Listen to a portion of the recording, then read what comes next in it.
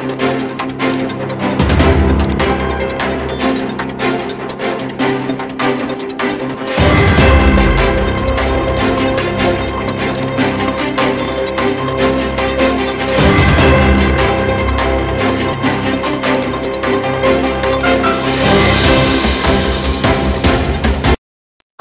TV భూమి వార్తలకు స్వాగతం.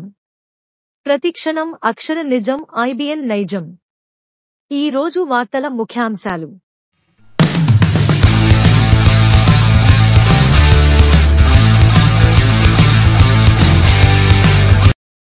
వైసీపీని వేధించడమే కూటమి లక్ష్యంగా పెట్టుకుంది. పెద్దిరెడ్డి కుటుంబాన్ని టార్గెట్ చేస్తూ తప్పుడు కేసులు. మదనపల్లె ఫైల్స్ ఘటనలో ప్రమేయం లేకున్నా ఆగని వేధింపులు. మీడియా సమావేశంలో నిసార్, డాక్టర్ తిప్పారెడ్డి, నరేష్ కుమార్ రెడ్డి వెల్లడి.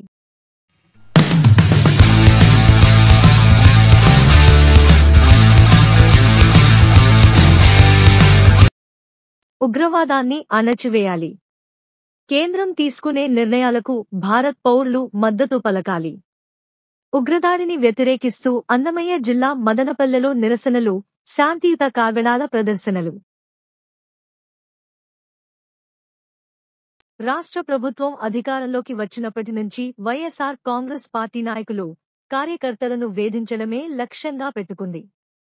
మాజీ మంత్రి పెద్దిరెడ్డి రామచంద్రారెడ్డి, ఎంపీ మిథున్ రెడ్డి కుటుంబాన్ని పూర్తిగా టార్గెట్ చేస్తూ తప్పుడు కేసులు బనాయిస్తున్నారు. మదనపల్లె సబ్ కలెక్టర్ కార్యాలయంలో జరిగిన దస్త్రాల దగ్ధం కేసులో ప్రమేయం లేకున్నప్పటికీ వేధింపులు ఆగడం లేదని వైఎస్ఆర్ కాంగ్రెస్ పార్టీ మాజీ MLA doctor Desai Thippareddy, in charge Nisar Ahmed, మాజీ ఎమ్మెల్సీ నరేష్ కుమార్ రెడ్డిలు అన్నారు.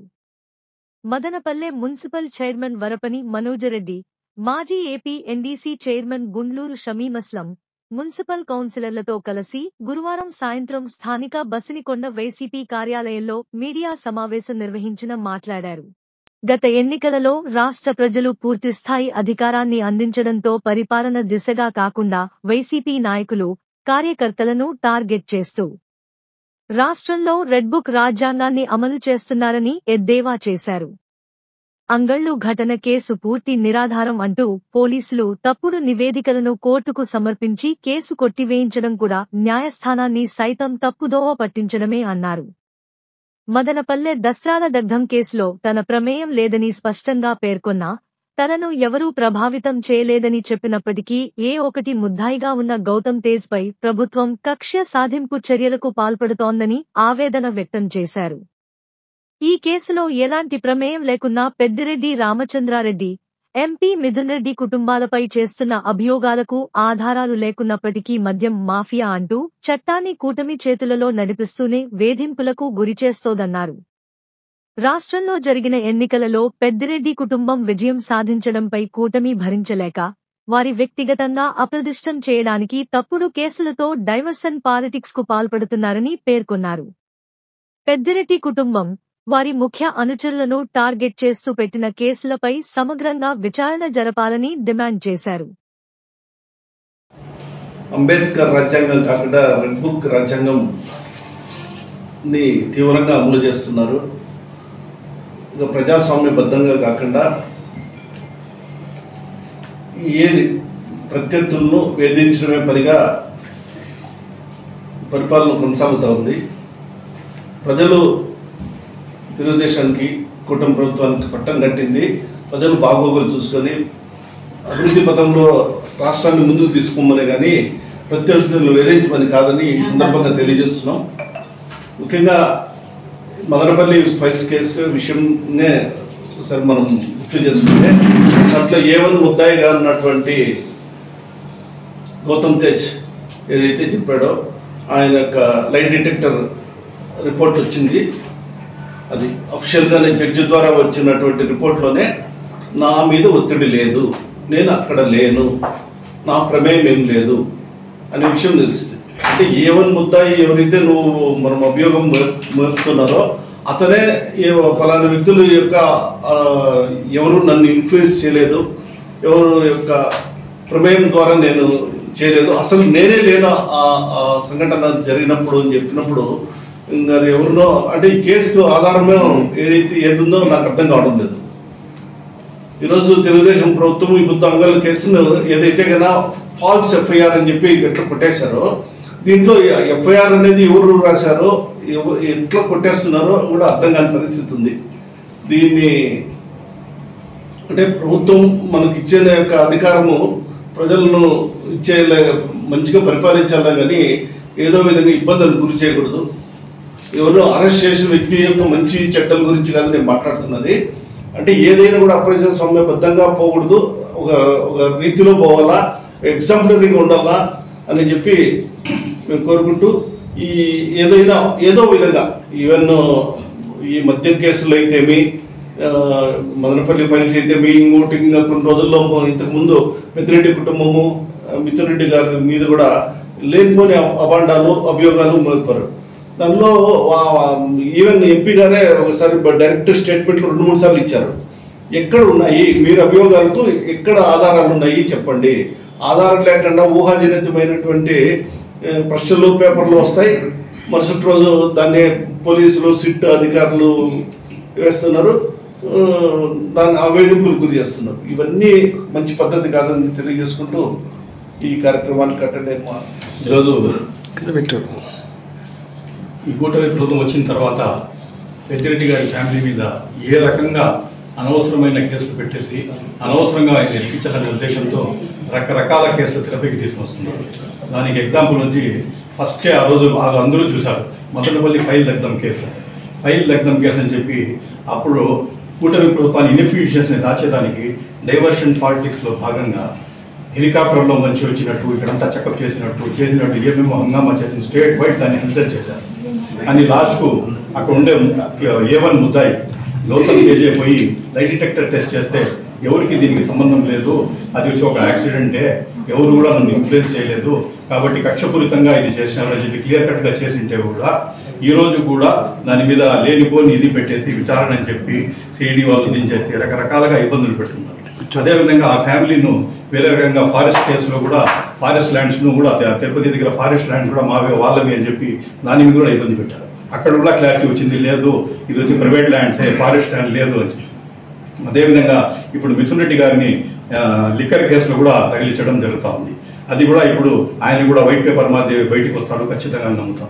ఈరోజు ప్రజల మధ్యలో వాళ్ళు ఉండేసి ప్రజలకు సేవ చేసి గణనీయంగా వాళ్ళ మంచి పేరు సంపాదించుకొని ప్రజల్లో అంతా మన్నన పొందుతూ ఉంటే ఇది చూసి ఊర్వలేక ఈ ఫ్యామిలీకి ఇంత మంచి పేరు ఉందే, ఎట్లా తిరిగి ఆయన కెపాసిటీని దిగజార్చల్లా, వాళ్ళకు కిందికి తీసుకుని రావాలా, వాళ్ళకు లేనిపోని అవాండాలు వాడి మీద పెట్టేసి వాళ్ళకు డైరెక్ట్ వాళ్ళ క్యారెక్టర్ మీద అటాక్ చేసి చేయని ఉద్దేశంతో చేస్తూ ఉన్నారు. కానీ ప్రజలు ఇదంతా గమనిస్తూ ఉన్నారు.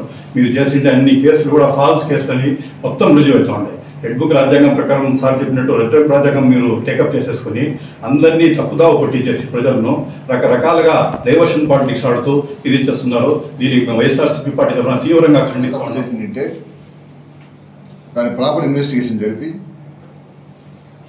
ఆ తప్పు పైన సరైన బాధ్యత పైన చర్యలు తీసుకోవాలి. ఈరోజు ఎక్కడైనా కూడా ప్రభుత్వ పనితీరు ఏ విధంగా ఉందంటే, ముందుగా పత్రికా కథనాలు వదలడం, వీళ్ళు ఇన్వాల్వ్మెంట్ ఉంది, వీళ్ళు విధంగా చేసినారని చెప్పి పత్రికా కథనాలు వదలడం, దాని మేరకు ఇన్వెస్టిగేషన్ ప్రకారం దాని తర్వాత వచ్చే ఇన్వెస్టిగేషన్ ఆ పత్రికా కథనాలకు ఆధారంగా ఇన్వెస్టిగేషన్స్లో నిరూపితమైనట్లు తర్వాత కేసు పెట్టడం. ఇది ఏ విధంగా చేస్తుందంటే, ఏ ఒక్కరిద్దరి పైనో కొంతమంది పైనో ఆ తప్పుడు కేసులు బనాయించిన ఉద్దేశం అనే పద్ధతి ఏమవుతుందంటే, రాష్ట్రంలో ప్రతి ఒక్కరికి కూడా ఈ విధానం తప్పుడు కేసులు పెట్టేస్తారు, మా పైన స్వేచ్ఛ లేదు అనే ఉద్దేశం ఒకసారి వచ్చిందంటే ప్రభుత్వం యొక్క విశ్వసనీయత కోల్పోయి పూర్తిగా వ్యతిరేకమయ్యే అవకాశం ఉంటుంది మనం చేసుకుంటాం. ఈరోజు ఈ ఎఫ్ఐఆర్ తీసుకుంటా వచ్చినప్పటికీ గతంలోనే నేను చెప్పడం జరిగింది, ఇన్వెస్టిగేషన్ అనేది కథనాల మీద ఆధారం కాకుండా నిజంగా ఏం జరిగింది దానిపై రాయమని చెప్పి చెప్పడం జరిగింది. జరిగి ఇన్ని రోజులు అయిన తర్వాత మొట్టమొదట ఎఫ్ఐఆర్లు రాయడం జరిగింది. ఆ తర్వాత ఎఫ్ఐఆర్లో వాళ్ళు పేర్కొన్న వ్యక్తుల పైన మళ్ళా కేసెస్ ఆల్టర్ చేసి పెట్టడం జరిగింది. ఇంత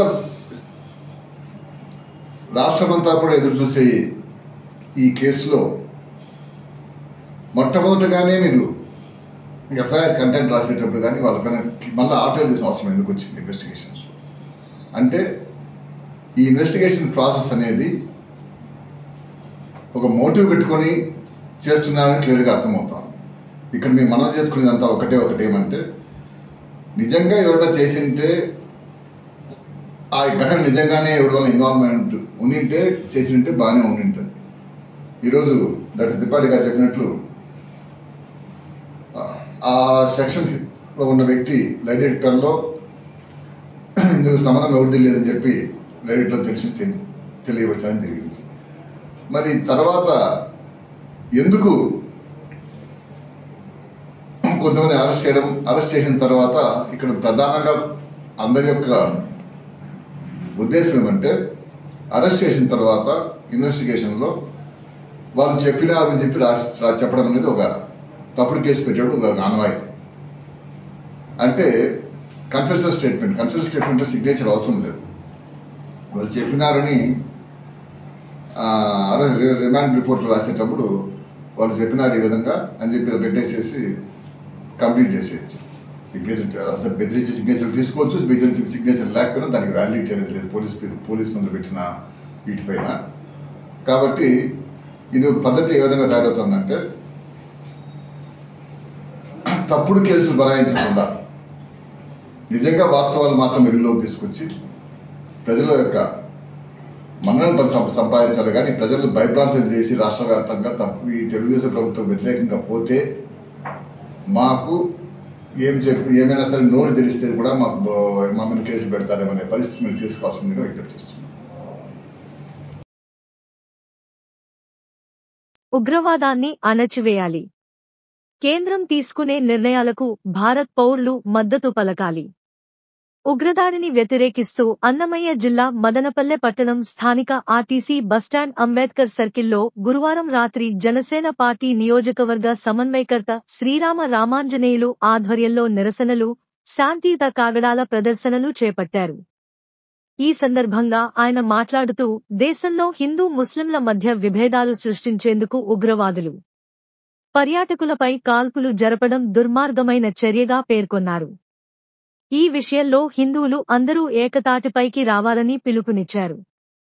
ఇందుకు భారత ముస్లింలు సైతం మద్దతు పలకడం అభినందనీయం అన్నారు. భారతీయుల ఐక్యతను దెబ్బతీసే కుట్రలో భాగంగా హిందూ మతం పర్యాటకులపై కాల్పులు జరపడం హేయమైన చర్య అన్నారు. దేశంలో పౌరులంతా ఒక్కటేనని, హిందూ ముస్లింల మధ్య ఎలాంటి భేదభావాలు లేవని, భారత ప్రధాని నరేంద్ర మోడీ ఉగ్రవాదంపై తీసుకునే నిర్ణయాలకు తామంతా కట్టుబడి ఉంటామని పేర్కొన్నారు. ఉగ్రవాద కాల్పులలో అసూలు బాసిన హిందూ కుటుంబ సభ్యులకు ప్రగాఢ సంతాపం వ్యక్తం చేశారు. ఇలాంటి సంఘటనలు పునరావృతం కాకుండా కేంద్రం పటిష్టమైన చర్యలు చేపట్టాలని, ఈ ఘటనపై జనసేన పార్టీ తీవ్రంగా ఖండిస్తోందన్నారు. ఈ కార్యక్రమంలో జనసేన పార్టీ శ్రీరామ రామాంజనేయులు పట్టణ అధ్యక్షుడు జగదీష్ బాబు నాయని, టీడీపీ మైనారిటీ నాయకులు అన్వర్ బాషా, జనసేన నాయకులు కుమార్, పొగాకు సుహాసిని, నవాజ్, పునీత్, సత్య, సోను తదితరులు పాల్గొన్నారు.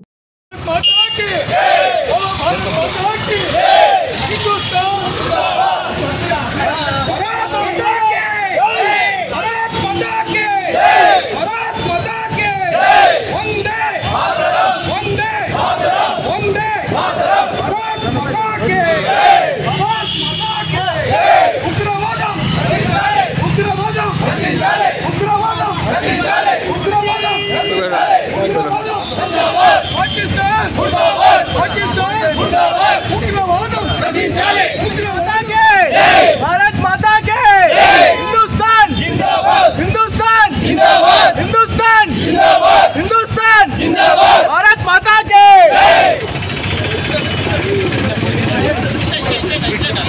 भारत माता के भारत माता के भारत माता के भारत माता के भारत माता के మొన్న కాశ్మీర్ లోయలో జరిగినటువంటి మారణకాండ, అమాయకులైనటువంటి యాత్రికుల పైన ఇసుక ఉగ్రవాదులు జరిగినటువంటి మారణ కాండ మనసును కలిసివేస్తుంది. యాత్రికులు వారు హిందూ అని అయితేనే చంపుతా వచ్చారు. మరి మన భారతదేశంలో ఉండేటువంటి హిందువులు మెజారిటీ శాతం భారతదేశంలో ఉంది. వారు మన హిందువులంతా ఐకమత్యమైనటువంటి సందర్భం ఇప్పుడు ఏర్పడింది. వారు నువ్వు రెడ్డి, కాప, కమ్మ, బలిజ, బ్రాహ్మణ ఏ కులం అనేటువంటి వాళ్ళు విచారించలేదు. నువ్వు హిందువా కాదా అనేటువంటి వాళ్ళు నిర్ధారణ చేసుకొని కాళ్ళపైన కూర్చొని వాళ్ళు ఏడుకుంటానే కూడా కాళ్ళు పట్టి ఏడుకుంటానే కూడా నిర్దాక్షిణంగా కాల్చినటువంటి విషయం అనుకుంటే ఆ వీడియోలు చూసి పేపర్లో మనగా చదివితే కడుపులో బాధ వేస్తుంది, కాళ్ళల్లో నీళ్ళు వస్తాయి. అంతటి ఘోరంగా ఈ ఉగ్రవాదులు అమాయకులైనటువంటి యాత్రికుల మీద తుపాకులతో తలపైన గురిపెట్టి కాల్చడం జరిగింది. దీన్ని మేము పూర్తిగా ఖండిస్తున్నాం. మరి భారతదేశంలో మన దేశానికి వచ్చి, మన హిందూ దేశానికి వచ్చి హిందువులపైన వాళ్ళు తుపాకీ పెట్టి పేల్చినారు అంటే మనకు ఎంత అవమానకరంగా ఉందో. ఈ ఉగ్రవాదులు ఏది పారేయకపోతే మనం ఇంకా ఇండియాలో జీవితంగా ఉండాలని అనిపిస్తాం. కాబట్టి మనం కేంద్ర ప్రభుత్వానికి మనం అండగా ఉండాలి. కేంద్ర ప్రభుత్వం కఠినమైనటువంటి నిర్ణయాలు తీసుకునే సమయం ఆసన్నమైంది. ఇది ఎంత నిర్ణయమైన ఎంత కఠినమైనదని తీసుకోండి, మేము దానికి మీకు అండగా ఉంటాం. ఎన్డీఏ ప్రభుత్వానికి మన భారతీయులకు కూడా అండగా నిలబడే సమయం వచ్చింది. చేయాలా ఎన్డీఏ ప్రభుత్వం